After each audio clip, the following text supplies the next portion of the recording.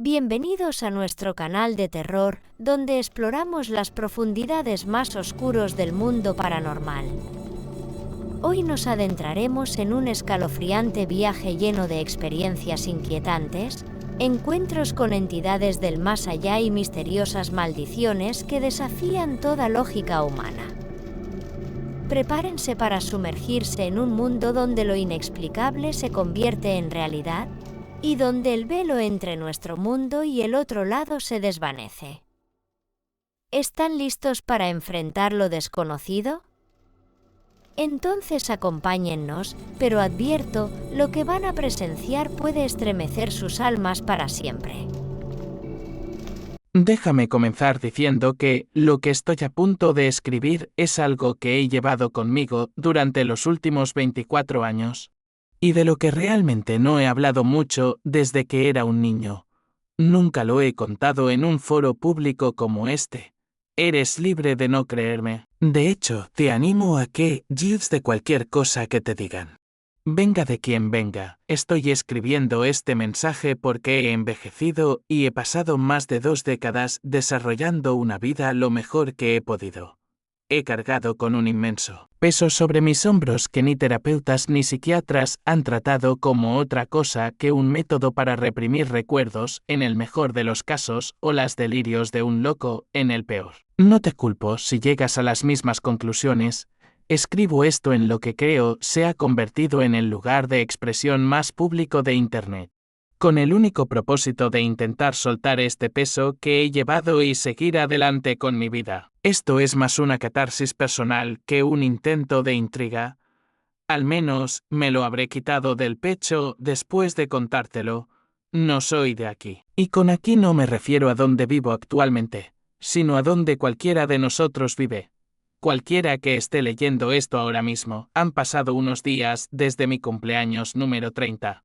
Y esta época del año siempre me marca porque comencé el jardín de niños el día de mi cumpleaños cuando cumplí 5 años. En ese momento pensé que todos hacían eso, cumplir 5 y empezar la escuela. No entendía que mi cumpleaños simplemente coincidía con el primer día de clases, y un poco más de un año después. En unas 2 semanas se cumplirán 24 años. Exactos desde que mi mundo entero desapareció sin explicación alguna. Nací en San Diego y viví en un suburbio pobre de San Diego cuando era niño. Vivía en un complejo de apartamentos llamado Lehman Vine Apartments. Eran un poco más decrépitos que los de Lemon Grove, otro suburbio de San Diego. Mis padres estaban divorciados pero eran cordiales. Mi madre era joven cuando me tuvo y era muy hermosa. Tenía poco más de 20 años y aspiraba a ser modelo. Viajaba regularmente a Los Ángeles para sesiones fotográficas de revistas. Hacía modelaje glamoroso. Tenía un tono de piel más oscuro, ya que era una cuarta parte india de la India, no nativa americana, lo cual le daba un look exótico que les gustaba a los fotógrafos. Mi foto favorita de ella era una donde modelaba un lujoso vestido de novia para una empresa de bodas.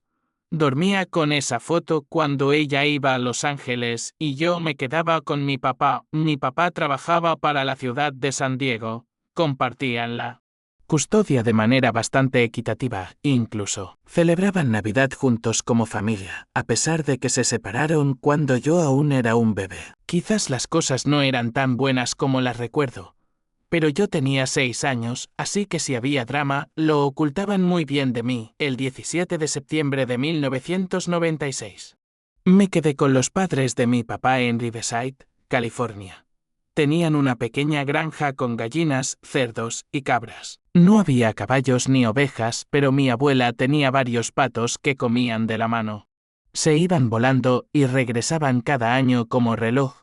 Mi papá tenía que trabajar de noche durante una semana y mi mamá estaba en Los Ángeles, así que me quedé con mis abuelos. En ese entonces, las escuelas eran más permisivas con estas cosas. Me mandaron a casa con tareas de primer grado. De esas que uno espera justo después de las vacaciones de verano. El día 17 era el tercer día que pasaba con mis abuelos. Mi abuela me dijo que tuviera cuidado afuera porque había visto una serpiente de cascabel y no sabía a dónde se había ido. Así que, como nadie sabía dónde estaba la serpiente misteriosa, decidí salir a buscarla con mis 6 años de edad, a toro pasado. Dejar a un niño de 6 años solo en una granja con una serpiente venenosa probablemente no estaba en el manual de crianza, pero eran los 90 y supongo que no esperaban que realmente la encontrara. Había un bosque en la propiedad, pero no me dejaban entrar. Seguramente pensaron que la serpiente se había ido para allá. Pasé el día jugando a ser explorador en la jungla y para mi emoción, cuando decidí abrir la caseta del pozo, allí estaba la serpiente, enroscada y con el cascabel sonando. Cerré la puerta de golpe y salí corriendo a contarles a mis abuelos. Ahora puede que mi memoria de 6 años esté exagerando, pero estoy bastante seguro de que esa serpiente medía como unos 300 metros. Bueno, más o menos. Pero la encontré y estaba emocionado de decírselo a mi abuelo para que pudiera salir y matarla. Corrí hacia la puerta trasera de la casa, que daba a la lavandería y luego a la cocina. No presté atención a nada hasta que giré a la izquierda para entrar en la sala, esperando ver a mis abuelos, mi tío y los vecinos. Como los había dejado, pero no estaban. Y la sala no era la misma. Los muebles eran completamente distintos. Los sillones de madera dura e incómodos que tanto le gustaban a mi abuelo ya no estaban. Tampoco la mesa de centro hecha con un tronco de árbol. En su lugar había un sofá flor el típico de abuela. El televisor estaba en otro lugar y era más moderno. Las paredes, antes de madera, ahora tenían papel tapiz azul. El suelo, antes de madera, ahora era alfombra blanca y peluda. Las fotos de mi papá, mi tío, mis abuelos y yo ya no estaban en las paredes. Habían sido reemplazadas por pinturas y fotos de personas que no conocía.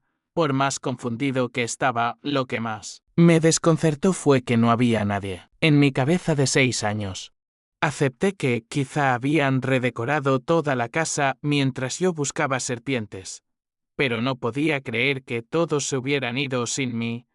No vi ningún coche salir, fui a la puerta delantera, que daba a la sala, pensando que quizás estaban con los cerdos o las gallinas, que se veían desde la entrada. Pero ni siquiera estaba el gallinero. El corral de los cerdos ya no tenía cercado. Y no había cerdos, en este punto. Estaba más allá de confundido, estaba asustado. No quería estar solo. No veía a nadie. A pesar de vivir en una granja, los vecinos vivían justo al otro lado del camino de tierra.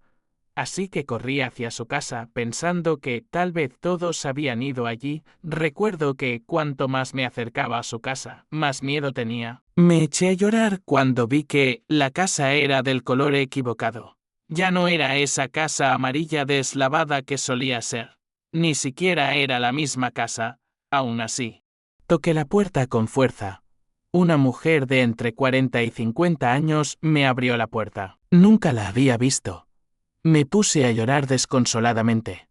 A partir de ese momento, todo es un borrón. Nada estaba bien. Sabía dónde vivía, sabía a qué escuela iba, sabía dónde vivían mis abuelos. Pero conocí a las personas que ahora vivían en lo que antes era su casa. Y no eran ellos. No los conocía. Supliqué que llamaran a mi tío, para que les dijera quién era yo, pero mi tío tampoco estaba allí. Tras una serie de intervenciones de policías y personas de traje, me llevaron de regreso a la ciudad donde vivía con mi madre. Después de pasar lo que parecieron 10 horas en una comisaría local intentando contactar a mis padres, yo tenía memorizado el número de teléfono de mi casa. Les dije que mi padre probablemente estaría dormido cuando llamaran. Pero la persona que contestó no tenía idea de quién era yo ni de qué estaban hablando. Me pidieron que les diera mi dirección. Me quedé sentado en la comisaría local mientras la policía de mi ciudad natal iba a esa dirección. Cuando regresaron, me informaron que el nombre del complejo de apartamentos era incorrecto. Le Manvini Apartments no existía. Y la dirección que les di correspondía a un complejo llamado Merat Manor. El número de apartamento que proporcioné estaba desocupado. Creo que, en ese punto, ellos asumieron que simplemente había dado información incorrecta, el nombre equivocado, el número equivocado. Y que de hecho sí vivía allí, pero no sabía en qué apartamento exactamente finalmente. Cuando me llevaron de regreso a mi ciudad natal tras pasar por las manos de varias autoridades, me pidieron nuevamente mi dirección. Me llevaron a donde yo decía que vivía. Ese era el complejo de apartamentos, pero, como todo lo demás, se veía mal.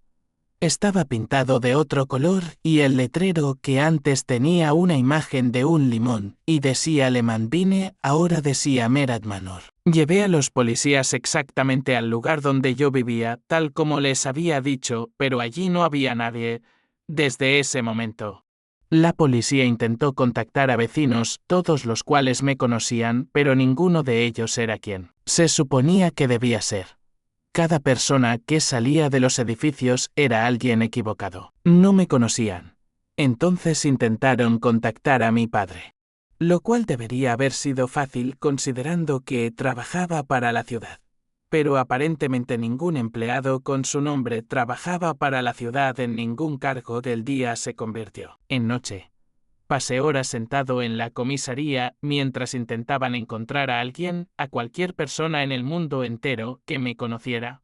No podía hacer nada más que llorar y llorar y llorar. Lloré sin parar. Una mujer con traje, creo que era una detective o alguien que trabajaba en la estación, se sentó conmigo durante varias horas para tratar de calmarme. Me dio un peluche. Un cachorro dálmata que se parecía un poco a los de 101 dálmatas. Y me dijo que se llamaba Sparky. Me dijo que podía quedármelo y que cuando encontráramos a mis padres, Sparky podría ir a casa conmigo y asegurarse de que no me perdiera de nuevo. Me dijo que era un buen perro y que me protegería si yo lo cuidaba. Durante ese tiempo intentaron contactar a mi escuela. Les dije que iba a Shawnee Elementary, la cual era fácil de encontrar porque quedaba muy cerca de donde vivía. Pero no existía ninguna escuela con ese nombre. Mi escuela ahora se llamaba algo así como Ensa Elementary. En algún momento, la policía me preguntó si alguna vez me habían tomado las huellas dactilares, y respondí que sí. En kinder, toda mi clase había sido registrada por la policía en el gimnasio escolar. Precisamente para este tipo de casos. Pero, como era de esperar, eso no ayudó en absoluto, no pudieron encontrar a mis padres, ni a mis abuelos, ni a mis vecinos, ni a mi apartamento, y ahora ni siquiera podían encontrarme a mí. No había ningún registro de que existiera. Era muy pequeño para recordar mi número de seguro social. Pero hoy en día dudo que, en ese momento, hubiera servido de algo. Me preguntaron mi cumpleaños y cualquier otra información relevante que pudiera ayudar a descubrir quién era yo y dónde pertenecía. Pero nada de lo que dije condujo a ninguna información sobre mí. En algún punto me llevaron a emergencias, porque la policía sospechaba que podría haber tenido una lesión en la cabeza o algo similar, pero después de ser examinado por un médico, no encontraron nada malo conmigo, así que me devolvieron a la estación de policía. Esa noche terminé quedándome con alguien, no estoy completamente seguro de quién, supongo que era alguien de servicios infantiles. Dejé de llorarlo suficiente como para concentrarme realmente en lo que estaba pasando. Después de eso, me dormía llorando varias veces en la estación de policía y esa noche también me dormí llorando en la casa donde me hospedaba. A pesar de que la mujer que me cuidaba hizo todo lo posible por calmarme y animarme, me aferré a Sparky con tanta fuerza que me sorprende no haberle arrancado la cabeza. No tenía mi foto de mi mamá. No sabía qué estaba pasando. Y nadie podía averiguar a dónde pertenecía. Nada tenía sentido para mí. Solo tenía 6 años. Apenas vivía donde vivía, mis padres eran mis padres, mi escuela era mi escuela. Todo eso desapareció en un solo día, entre ataques de llanto y despertares en los que suplicaba volver a casa. Le pedía a la señora con la que me estaba quedando que intentara llamar de nuevo a mi papá. No paraba de suplicar volver a casa. Solo quería ver a mi papá otra vez. Durante los días siguientes, fui interrogado y cuestionado por distintas personas, en distintos lugares, a todas horas del día, policías, investigadores. Gente de departamentos que aún no sé cuáles eran, psicólogos infantiles. Parecía que todo el mundo me hacía preguntas. Iba y venía entre la estación de policía y la casa donde me estaba quedando. Hasta que, finalmente, alguien me dijo que creían haber localizado a mis padres y que estaban en camino a buscarme. Por fin iba a ir a casa. Por fin se acabaría todo esto, por fin podía alejarme de todas estas personas extrañas que me hacían las mismas preguntas una y otra vez y simplemente estar con mi papá. Cuando la pareja llegó a la estación de policía, se me cayó el alma a los pies. No eran mis padres. Su hijo había desaparecido aproximadamente al mismo tiempo que yo aparecí. Y yo encajaba bastante bien con la descripción. La mujer comenzó a llorar al verme porque supo de inmediato que no era su hijo desaparecido. Pero yo ya no tenía más lágrimas para llorar. Finalmente, fui recogido por servicios sociales y llevado a una familia de acogida donde estuve unos meses. La policía lanzó una campaña pidiendo a cualquiera que tuviera información sobre mí que se presentara. Me tomaron una foto en la estación de policía para que saliera en los periódicos y las noticias. Nunca solté a Sparky ni un segundo. No querían que lo sostuviera en la foto porque no lo tenía conmigo cuando me encontraron, pero lo necesitaba. Y armaba un berrinche tremendo si alguien intentaba quitármelo. Incluso me hicieron ponerme la ropa que tenía puesta el día que me encontraron, solo para que me viera igual en la foto. Durante los meses que pasé en esa casa de acogida, padres de niños desaparecidos venían a la casa para ver si yo era su hijo. No me di cuenta de que eso era lo que pasaba hasta que fui mayor y lo recordé. No me sacaban directamente para decir, este es su hijo. Eran más sutiles. Los padres venían a conocerme y, al darse cuenta de que no era su hijo desaparecido, a menudo se iban llorando al mirar atrás. Pensando en todas esas familias que vinieron con la desesperación de recuperar a su hijo, solo puedo decir que me siento horrible por ellos. Es un sentimiento que no puedo explicar bien, una especie de culpa. Como que ojalá hubiera sido su hijo para que pudieran recuperarlo y saber que estaba a salvo. La mayoría de esas personas probablemente nunca volvió a ver a sus hijos, pero me gusta imaginar que, de alguna forma, están reunidos ahora, aunque sé que no es probable.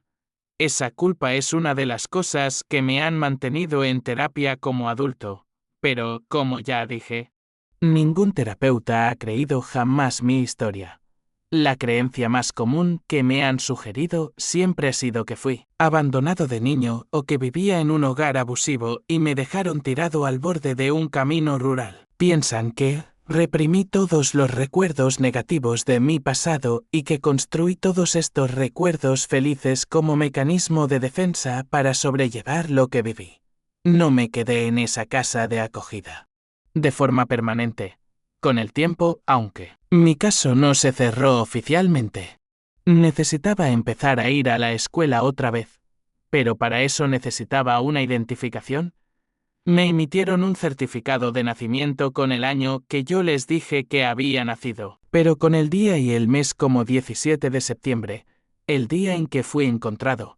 Nunca entendí por qué no usaron el día y mes real de mi nacimiento. Pero imagino que fue porque no creían que yo supiera realmente cuándo era mi cumpleaños. Mi nombre no fue cambiado. Empecé a ir a la escuela nuevamente.